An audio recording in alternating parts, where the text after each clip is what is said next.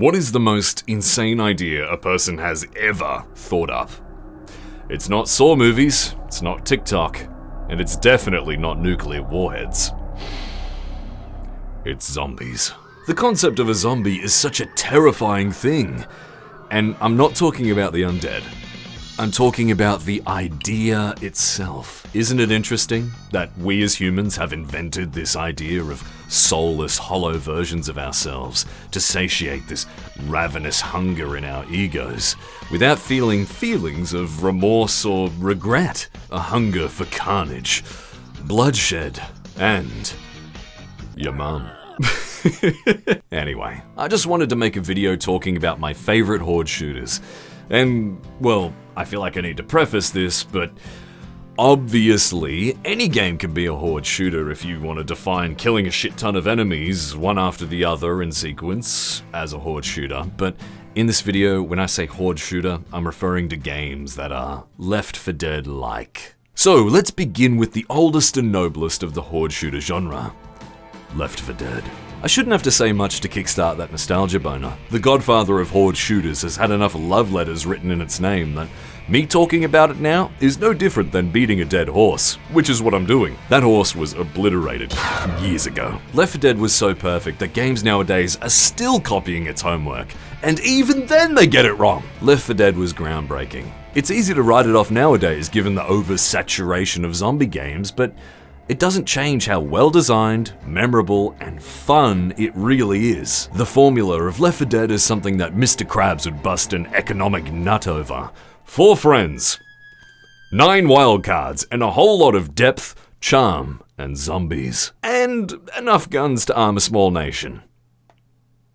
Or one whole American. Left 4 Dead's grand achievement, though, is how fun it is. Get 4 or 8 friends and throw them in a server, and guess what?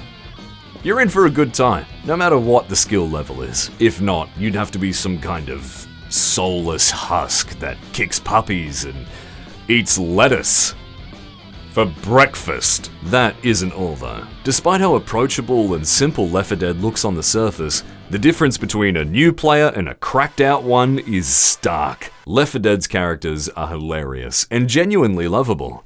Holy shit, guys! Kittyland! I can think of a lot of games that can take note. I mean, it's hard for them not to have chemistry when they're so different and forced together by the situation they're in. And it shows. The community really just took these beloved characters and ran with it. The game's made on the Source engine, which means everything contained within it is totally accessible in one of the most strange and curious games ever. Garry's Mod. I could spend hours gushing about Garry's Mod, and I will one day, but that'll come when I'm a way better YouTuber. That is a huge, huge topic to tackle. But what I will say now is that a huge portion of my childhood is based on shit like this. I have no idea what I'm going to put here, but I'm sure it's going to be, ooh, just great. I still remember when I was about 13 and I was laughing at something so hard that my dad got legitimately worried. And when I showed him what I was laughing at, he only got more worried. Son, you have no hope. Now you may notice a ton of Vocaloid skins and mods. That's because I am a fan. Left 4 Dead is insanely moddable nowadays, and it just adds a ton of replayability purely at the behest of the community. And that's the most important part. The community. So much of what makes Left 4 Dead so great is the community surrounding it. I remember when I was a kid and I was first watching YouTube videos, I saw Left 4 Dead videos and I binged everything, every single thing related to it. And I didn't stop. And as the YouTube landscape has evolved, the content on Left 4 Dead has only grown with it. The only other game that I can think of that has a community as involved as this would be Team Fortress 2. And TF2 is its own Category 7 shitstorm of a video. Category 7 shitstorm. The fuck was I thinking when I wrote that one? At its core, Left 4 Dead is cooperative fun with 4 people. And the experience goes up the more friends there are in those people slots. Jesus Christ. fuck me. You go from A to B, solving problems, and building up to this great big climax at the end of the level or campaign. Refuel a car, turn off the alarm, wait for the parade float, turn off the other alarm. Zombies keep you constantly engaged. They demand your attention, and Special Infected prevent you from ever getting too comfortable. That formula is the traditional co-op horde shooter that Left 4 Dead set the standard for. Now, here's where 12 years of innovation and perfection have taken us down different roads. Now, what do we talk about here? Certainly not Call of Duty Zombies. Call of Duty Zombies is too far removed from Left 4 Dead to be a horde shooter, even though it technically is. It sits in its own little category along with Killing Floor 2. The other game type would be the open world questing variety, like Dying Light and Dead Island, but just like Call of Duty Zombies, they're too far removed. They'll be in their own little category. DayZ? No. Payday 2 is a lovely gem of a game, but I really think its identity is so different that it's sort of moved into a league of its own. What I wanted to discuss today was games that were Left 4 Dead-like. Games that took the formula and made it their own. I can think of 2 that are actually worth your time, and no, the War Z is not one of them. God, have some dignity. Let's start with the older game.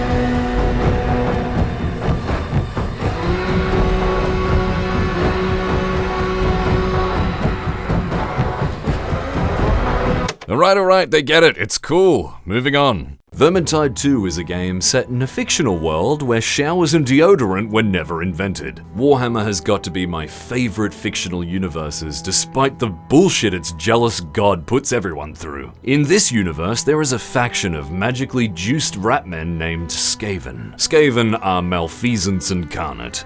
They're basically the bubonic plague given form. Their favorite pastimes include spreading plague, snorting concentrated hell dust, and somehow being the most technologically advanced faction despite the fact that they are really stupid. In Vermintide and its sequel, you'll go through the Left 4 Dead formula with an endless horde of rat dudes, class systems, and a focus on something that will get anyone's loins steamy. Melee. It's melee. They also got guns too, cause fuck it, it's Warhammer. Vermintide 2 offers a lot more in terms of replayability, I think. Every character feels different, and then their subclasses change them up again. And if fighting ratmen gets boring, there's corrupted humans as well. And if that's not enough, there's a DLC that adds beastmen to the game. But that's the thing. DLC. The game's got a fair chunk of DLC, but the developer has made them a bit dubious. Some of the content is good, whilst other stuff is just straight up, what were you thinking? The list of reasons is too long and varied, and a lot of it's based on opinion, so if you want to get into the game, I really suggest that you do your research. But I still recommend it. The experience is exactly what I want from a game. Fun. Aside from meleeing an endless Category 7 blight storm of rats, people, and rat people adjacents, it's the characters that really do it for me. At least the trees have survived. Alright, here it is. Trees. The trees. Go to the Hundreds trees. You're happy for the trees. Careful, Crowbar. There's no victory in this for you. The trees. Any time I think she might have a blessed heart. The amount of one-liners and voice dialogue in this game is incredible, and it really fleshes out the characters. It makes them just that little... just so lovable. Plus, the game has a tangible story as well, which is great, but I think the style of matchmaking it uses really works against how it's told. Because you always queue for quick play to get extra rewards, but at the same time, quick play also chooses maps randomly. which means you're sort of getting the story at different random points. I'm pretty sure there's a story, but I'm too busy opening loot boxes to figure it out. And yes, loot boxes. Wait. This is what I would call correctly implemented loot boxes. Whilst in a level, you have the option to actually make the game more difficult. In each map, there are hidden tomes and grimoires that give you better rewards if you make it out alive after finding them. Tomes aren't that big a deal, but grimoires? Grimoires disappear if you die, meaning that they made the game way harder for nothing if you don't make it out with them. At the end, they're counted towards the quality of the surprise mechanic box that you'll get when you finish, which has a higher chance of granting better gear. It's a good system, but it eventually devolves into re-rolling weapon attributes using snorted up weapon parts, which I do hate. But you really don't have to do any of it. Most of the fun comes from just playing the game. This stuff? This is just for the extra hardcore. Overall though, Vermintide 2 is a great game. If you liked Left 4 Dead, it's very safe to say that you'll like this. It's got the option to pay for power, which I really don't like, but you don't have to do any of it. The game is good on its own merits, and that's good enough for me. Hopefully when Darktide comes out, its goth older brother of 40,000 years, the developers learn from their mistakes and don't lean harder into them instead. And for God's sakes, Warhammer fans, use a bloody shower!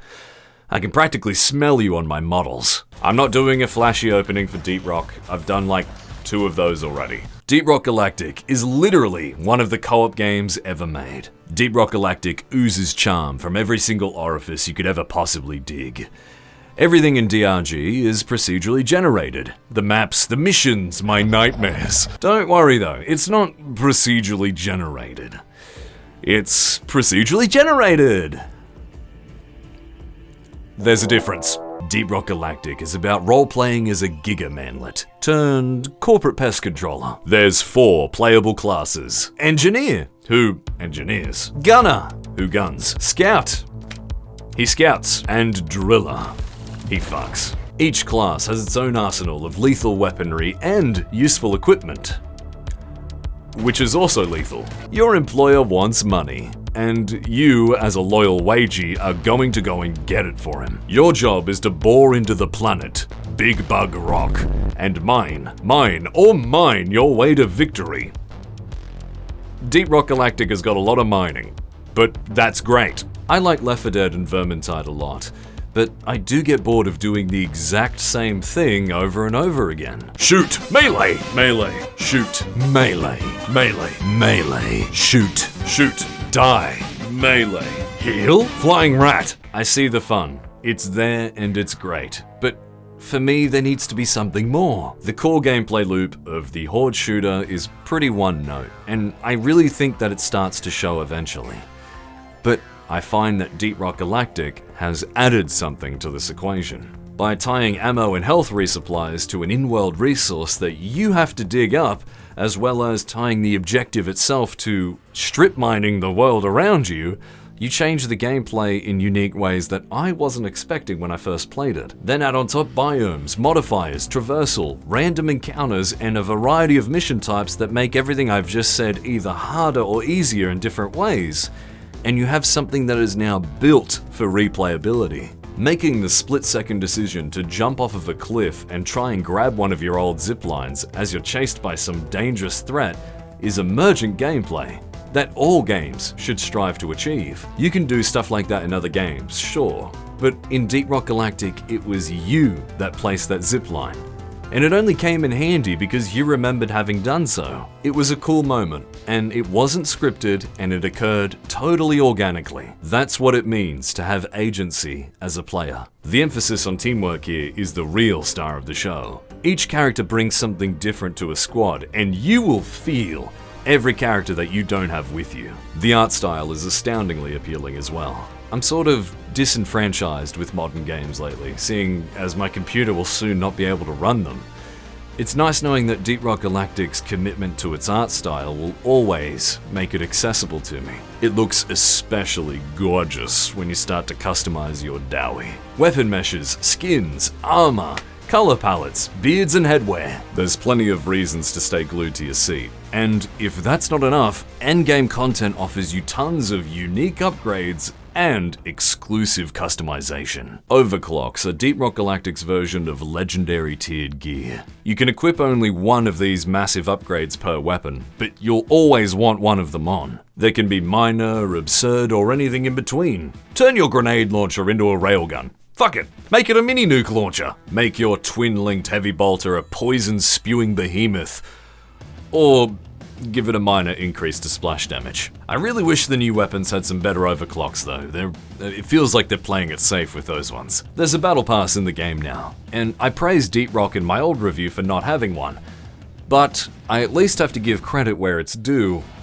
It doesn't cost you anything. It's free, and along with all the new content, the only thing you can pay for is skin packs. And even then, it just supports the developers making an already great game better. If I had to criticize Deep Rock for something, it'd be how stupid the assignment system is when playing with friends. Deep Rock is always better with friends. There's no changing that. So you always want to play it with them. The problem is that each of them have unique missions that they have to play in order to unlock their new weapons, prestige their character, get new cosmetics. I don't like the system. If I'm the host, I have to choose which friend unlocks their cool new gun first when we all play together. Deep Rock is an incredibly fun and evolved horde shooter that has just gotten better and better as the years have gone on. It's aging like wine, and I really recommend that you have a taste. And if you can't take my word for it, take literally everyone who's played it. Zombies are ubiquitous, but good zombie games aren't. Cooperative horde shooters are the OG zombie game. They always will be. They're incredibly fun games to just throw some spare time at with friends. The good ones always age well. They're always fun to come back to. They're like the comfort food of video games, despite their visceral nature. I think the only place that the genre can evolve further is VR. Could you imagine Left 4 Dead 3 VR in the same style as Half-Life Alyx? The very idea of that is just astounding. But maybe that's why Valve is waiting on the sequel. Hopefully Darktide ain't doo-doo either. And with that, that's the end of the video. Thanks for joining me, everyone. I really do appreciate it. If you like the video, please like it. It honestly helps me out. And if you like this, you'll like the rest of my content. If you like this kind of thing to begin with. It warms my heart whenever I get a comment from someone who's like, I've binged your videos and I watched them all back to back and I really like them. That comment is just so nice, because I've done the same thing to the YouTubers that have inspired me. And it's different being on the other end of that. I'm saying thank you. That's it. Thank you. I'm an attention whore in case you can't tell. That's me done. And I recommend that you stop watching now. Really. I honestly do. End the video on a high note, because it's not going to end on a high note. I feel like someone's gonna get angry if I don't address the elephant in the room in a video covering its own genre. So, for this part, I have just no motivation whatsoever. You're gonna get low effort, low editing flex here. Back 4 Blood. The reason why I didn't discuss it in this video is because, why would I? Back 4 Blood looks like an insult to everything that made Left 4 Dead what it is. They had the perfect blueprint laid out in front of them for the perfect horde shooter. Just take Left 4 Dead's formula and modernize it. Make it your own, add your own flair. They couldn't even get that right. From what I can tell, the Left 4 Dead devs don't seem to know jack about their own genre. I mean, anti-consumer bullshit, bad quality of life choices, low effort animations on certain things, like, you get the idea. YouTubers have discussed Back 4 Blood's problems in excess. And you might be thinking, oh, Flex, you can't just write it off if you haven't played it. You're right. You're right, but I still think you're wrong, because I'm not going to pay 90 goddamn dollary dues as the price of entry to a shit show that I've already experienced the perfection of before. It makes no sense to me why Back 4 Blood even exists in the current state to begin with. It is unfinished, unpolished, and not worth my time. Because why on earth would I spend my time on a game that doesn't respect mine? When you're 25, right? When you're 25, you really start thinking about where you put your time, about the things that matter to you. And it's that one resource you'll never get back. And I know this sounds a bit deep and philosophical for a video about killing zombies, but trust me when I say you don't got a lot of time to do things in your day-to-day. The last thing you want to do is waste it trying to enjoy something, when there's plenty of things out there that are worth enjoying that you probably don't even know exist yet. That's my opinion on Back 4 Blood. Bury it. It is an embarrassment. The devs should be embarrassed that the solo player debacle thing even happened to begin with. And the fact that they took Left 4 Dead's naming sense, I get they made Left 4 Dead 1, or at least some of the developers on the team. But the fact that they took Left 4 Dead's naming sense and tried to make it their own as if Back 4 Blood is the definitive Left 4 Dead experience, it fucking isn't. You killed it. You killed it dead in the water. It's going to take forever and tons of content updates to make that game tolerable. Their versus mode is indicative of the whole problem that the game holds. That's where I'll leave it. Disappointing.